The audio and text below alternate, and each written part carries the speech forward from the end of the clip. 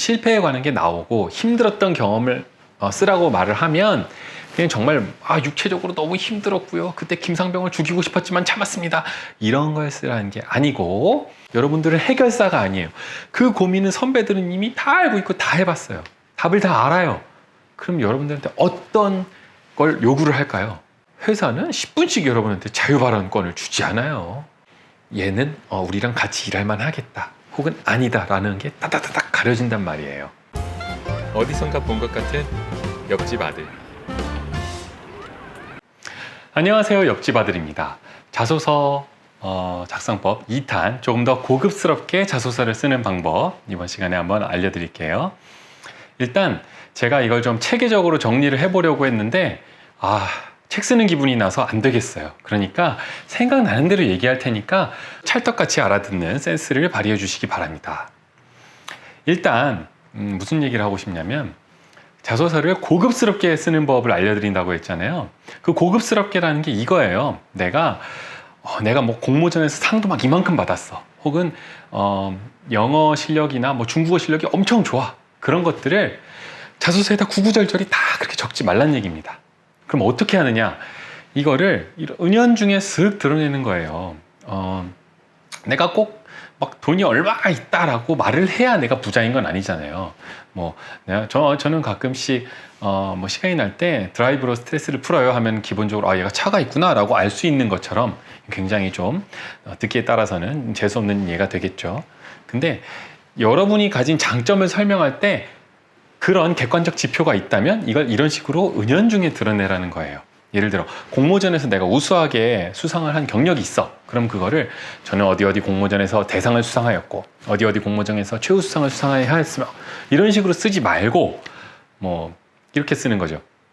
제가 그동안 운이 좋게도 공모전을 통해서 얻어낸 값진 성과들이 주변에서 저를 다시 보게끔 하였고 그런 성과들이 나에게 있어 추진력을 계속 주어서 다른 일들을 계속 잘 해나갈 수 있었다.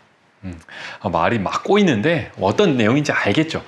이런 식으로 자소서에 언급을 그냥 툭 던져 놓으면 일단 꼼꼼하지 않은 그 면접관들은 보자마자 궁금하면 그냥 궁금하니까 여기서 뭐 좋은 성적을 거뒀다고 했는데 구체적으로 어떤 성과를 거뒀어요? 라고 물어볼 수도 있어요. 그렇게 하면 내가 바라는 식으로 내 에피소드를 마음껏 얘기할 수 있는 하나의 프리 타임이 딱 열리는 거잖아요.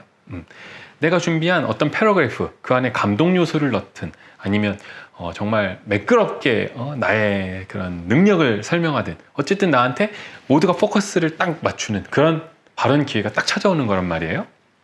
혹은 여기까지 가지 않더라도 공모전에서 좋은 성적을 냈어? 이런 건 객관적인 지표잖아요. 영어 점수가 좋아? 그러면 자소서에서 그 란을 휘를 또록 굴려서 어디 공모전 1등, 어디 공모전 우수상 이렇게 그 몇 줄을 면접관이 직접 찾아본단 말이에요. 영어 뭐 상, AL 이런 걸 본단 말이에요. 그러면 나의 능력을 설명하는 단계를 툭툭툭 더 많이 줄일 수 있어요. 그 외에 다른 것들을 더 물어보게 유도할 수 있어요. 이런 것들이 제가 말하는 자소서를 좀 더 고급스럽게 쓰는 방법입니다. 요것만 언급하면 또 영상이 재미가 없죠? 자소서 단골 질문들을 오늘은 한번 또 설명을 드릴게요. 제일 많이 나오는 거 이런 거죠. 인생에서 가장 큰 실패를 했던 경험과 그걸 어떻게 극복했는지를 써보세요. 엄청 많은 특히 아들들은 이렇게 씁니다. 군대 얘기가 무조건 나와요. 그때 그 김상병의 괴롭힘으로부터 그걸 이겨내기 위해 어쩌고저쩌고. 물론 군대 얘기도 엄청 잘 풀어내면 맛있게 풀어내면 재밌게 할 수 있죠. 근데 어려워. 굉장히 많은 사람들이 힘든 거 하면 군대에 써요. 내가 제일 힘들었으니까. 근데 회사에서 알고 싶은 종류의 어려움은 이것보다는 조금 다릅니다. 왜 이런 걸 물어보냐면 회사 생활은 무수히 많은 실패와 굉장히 드문 성공으로 되게 대부분의 사람들이 그렇게 산다고 생각을 해도 무방해요. 할 때마다 잘 되고 막 잭팟이 터지면 좋겠지만 안 될 때가 많거든요. 근데 이게 하루하루 그날 이제 시킨 일을 제대로 못할 때도 있고 혹은 이게 막 몇 달짜리 혹은 뭐 1년짜리 2년짜리 프로젝트가 될 수도 있어요. 근데 이 프로젝트를 시켰는데 결과가 안 좋았어. 이걸 어떻게 극복하고 다시 일을 할 것이냐, 이런 걸 보는 거거든요. 혹은 실패를 했는데 왜 실패했는지에 대한 원인을 파악하고 다음부터는 그 실패를 하지 않기 위해서 어떤 노력을 했는가, 이걸 보고 싶은 거예요. 한마디로 얘는 그 회복 탄력성이 얼마나 좋은가. 회복 탄력성 잘 모르겠으면 한번 검색을 해보세요. 이렇게 막 이렇게 무너지고 쓰러져도 다시 일어날 수 있는 힘을 회복 탄력성이라고 해요. 김주환 교수님이 말씀하신. 아무튼 그런 게 얼마나 있는가를 보고 싶은 거예요, 회사에서는. 왜냐면 얘는 들어와서 어떤 방식으로든 작든 크든 실패를 겪을 테니까. 물론 저 같은 경우는 저는 실제로 자소서에도 그런 식으로 썼어요. 저는 실패하는 걸 엄청 싫어합니다. 그래서 실패를 하지 않기 위해서 필요 이상으로 많은 준비를 해요. 그 실패를 할 수 있는 모든 경우의 수를 막 저 혼자서 고민을 해보고 그러지 않기 위해서 대비를 많이 하는 편입니다. 그래서 실제로 실패를 많이 하는 편이 아니에요. 그렇지만 그럼에도 불구하고 실패는 언제든 찾아옵니다. 내가 다 막아놓고 이건 꼭 성공할 거야 라고 생각했는데 실패하는 경우도 있어요. 내 생각이 항상 소비자의 마음과 일치하는 것도 아니고. 그렇지만 이제 거기서 배워나간다라는 면을 중시해서 쓰면 좋겠죠. 저는 실제로 대학교를 많이 이제 다녔을 테니까 대학에서 프로젝트를 해서 이렇게 해서 이쪽으로 이제 많이 이제 하고 준비도 하고 해서 발표를 하고 진행을 했는데 실제 성과는 그에 따라주지 못했다. 왜 그랬을까를 생각해 봤는데 이 데이터를 이제 사람들이 이런 걸 좋아할 것이다라고 막 설문조사를 해가지고 이제 데이터를 냈어. 그래서 그 데이터를 바탕으로 뭔가를 추진했는데 돌이켜보니 내가 이미 답을 정해놓고 답정너처럼 데이터를 내 마음에 맞게 그렇게 해석을 한 거죠.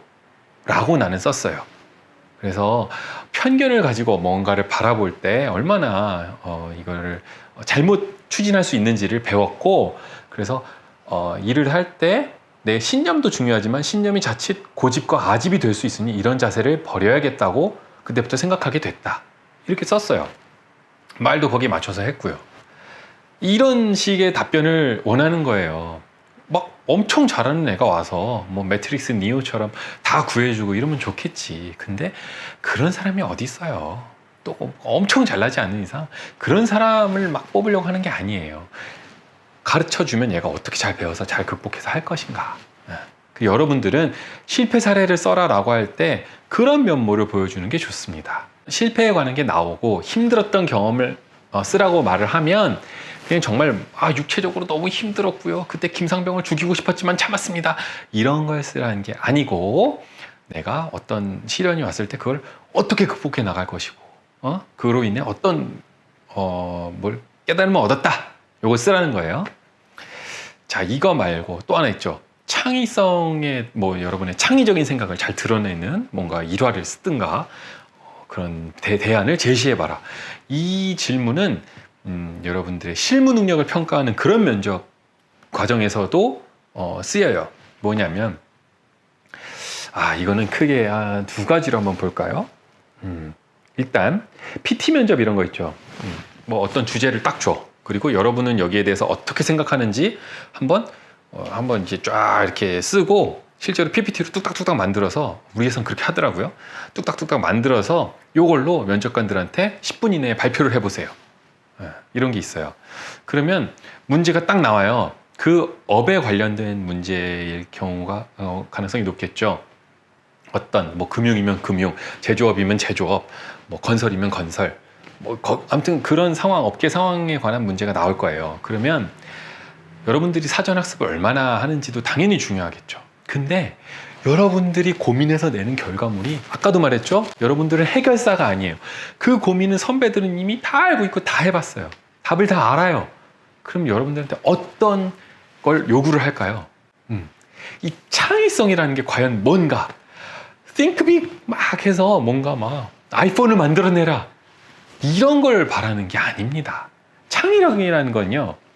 여러분들이 회사는 기본적으로 항상 그냥 뭔가 특별한 짓을 하지 않아도 시스템이 있잖아요. 그래서 아무 짓도 안 하고 가만히 있어도 80점에서 85점 정도의 성과는 항상 나와요. 회사의 시스템이 그렇게 잘 짜여져 있기 때문에.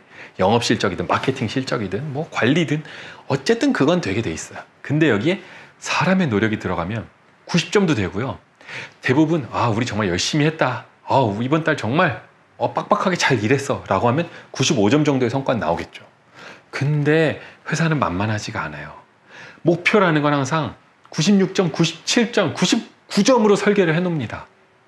그걸 달성해야 목표를 달성했다고 해요. 절대로 만만하게 그냥 저냥 하다가 딱 들어맞는 그런 목표를 주지 않습니다.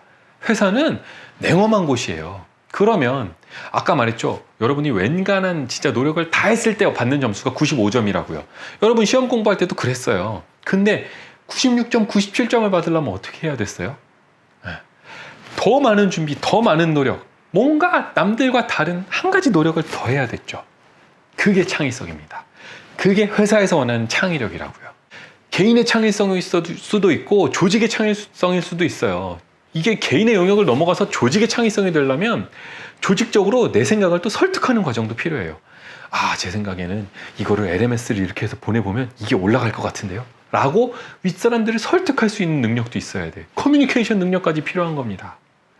이것처럼 이 개인의 창의성, 이 창의력이라는 건 단순한 문제가 아니에요. 이거를 여러분들이 PT 면접 같은 거에서 어떻게든 설득력 있게 보여줘야 돼. 최대한. 그런 과정을 보는 게 PT 면접이에요. 그러니까 여러분들이 말을 하는 그 몇 마디 아주 막 장황하게 풀어내지 않더라도 그 속에 얘는 우리랑 같이 일할 만 하겠다 혹은 아니다 라는 게 따다다닥 가려진단 말이에요. 이거를 최대한 잘 어필하려면 일단 간결해야 됩니다. 여러분들한테 뭐 10분이라고 뭐 PT 면접 같은 거 시간을 주잖아요. 회사는 10분씩 여러분한테 자유발언권을 주지 않아요. 특히 여러분이 직급이 낮으면 낮을수록 여러분의 한마디는 정말 간결하고 하지만 기발해야 됩니다. 그게 창의성이거든요. 그 기발하다는 건 윗사람들이 할 것 같은 얘기는 절대 하면 안 되는 거예요. 그게 뭔 소리야? 그럼 내가 여기서 정말 생뚱맞은 소리만 하고 와요? 그게 아니고요.